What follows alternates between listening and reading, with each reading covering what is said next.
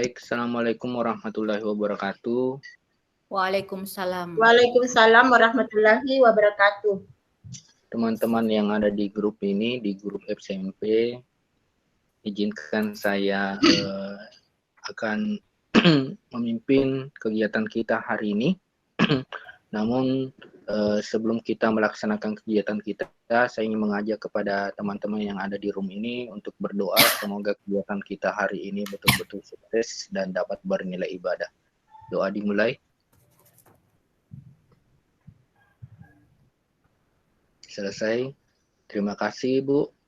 Saya langsung, jadi di kelompok ini ada 4 peserta, antara lain Ibu Heni, kemudian Ibu Istiqamah, kemudian Ibu Hajarian Mika, dan saya sendiri, Pak Rusdianto L.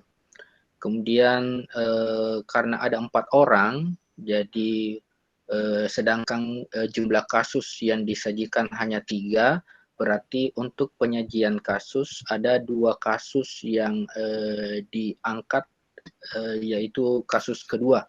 Kasus kedua ini double, jadi karena ada 4 orang sedangkan hanya 3 kasus, maka kasus yang kedua ini akan disajikan sebanyak 2 kali dengan coach dan coachee serta pengamat yang berbeda. Nah, untuk yang pertama, kasus pertama, coachnya Ibu Heni Sustiari, kemudian coachnya Ibu Istiqamah, kemudian pengamatnya adalah saya sendiri, Pak Rusdianto. Untuk itu, kepada Ibu Heni dan Ibu Istiqamah, saya persilahkan. Terima kasih.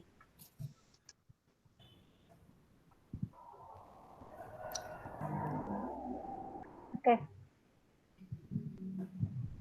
Assalamualaikum, Bu. Waalaikumsalam, Nanda. Ibu memanggil saya. Ada apa, Bu? Iya, Nak. Saya ingin menanyakan sesuatu pada kamu. Semoga kamu ada waktu berbicara dengan Ibu.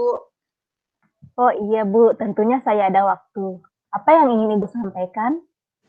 Begini, Nak. Selama ini, Ibu selalu memperhatikan kamu dalam kegiatan belajar di kelas dengan Ibu. Nah, kamu itu anak pintar, selalu menyelesaikan tugas dengan baik. Namun, Ibu perhatikan kamu selalu bekerja sendiri, walau tugas itu tentu tidak ada dalam kelompok. Jadi, Ibu bertanya, kenapa kamu sangat senang bekerja sendiri atau belajar sendiri?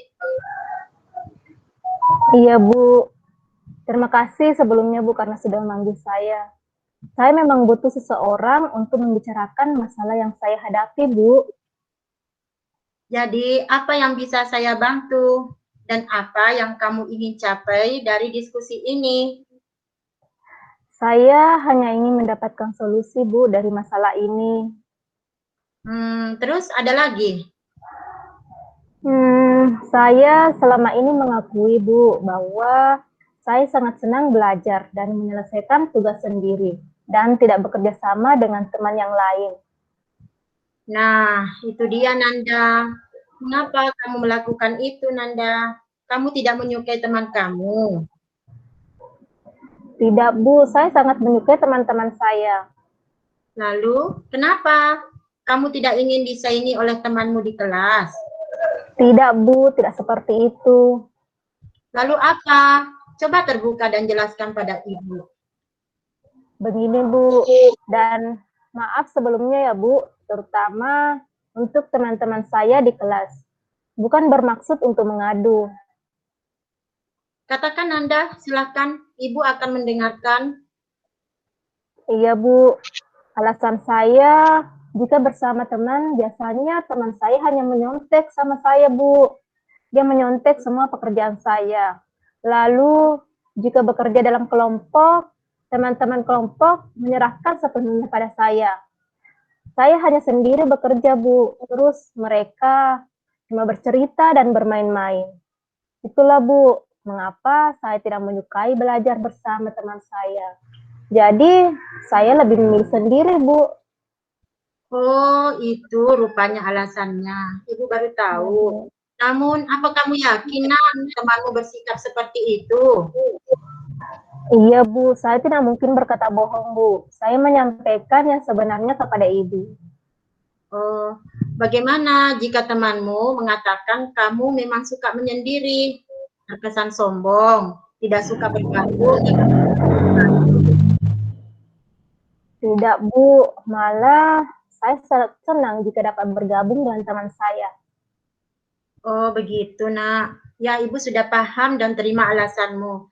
Lalu, jika begitu, keinginanmu apa, Nak?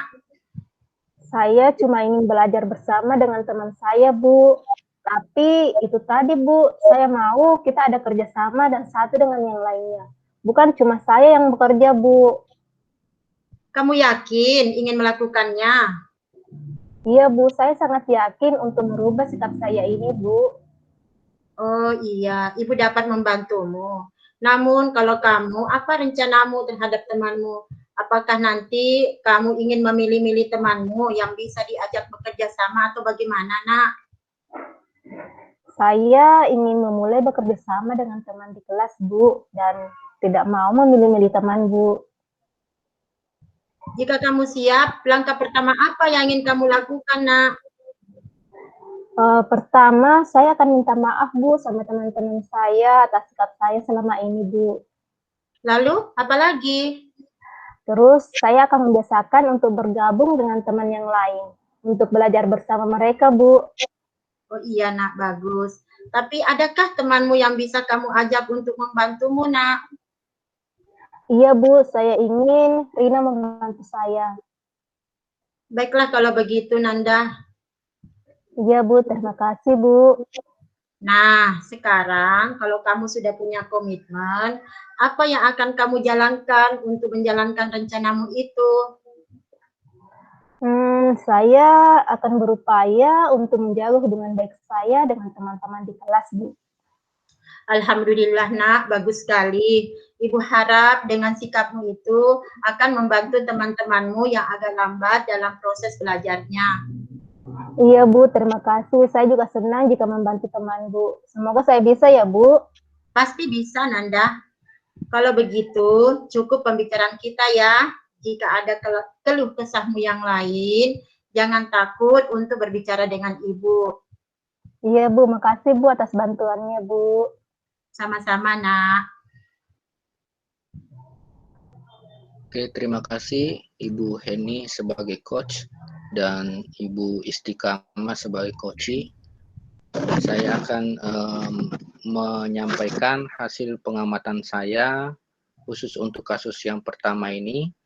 Yang pertama mengenai tujuan dari hasil coaching di kasus pertama ini, saya melihat dan mendengarkan bahwa menyampaikan tujuannya itu sangat jelas dan sangat terarah, sehingga proses dari pencapaian tujuan untuk coaching di kasus satu ini betul-betul dapat terarah dan dapat tersampaikan dengan baik.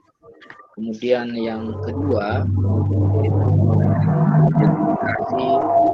dari memberikan pertanyaan-pertanyaan dan umpan balik yang mengarah pada identifikasi potensi coach, ini sudah jelas dari pertanyaan-pertanyaan yang diberikan oleh coach, kemudian jawaban-jawaban juga yang diberikan coach, itu sudah memunculkan hasil identifikasi daripada permasalahan yang dialami oleh coach di kasus pertama ini.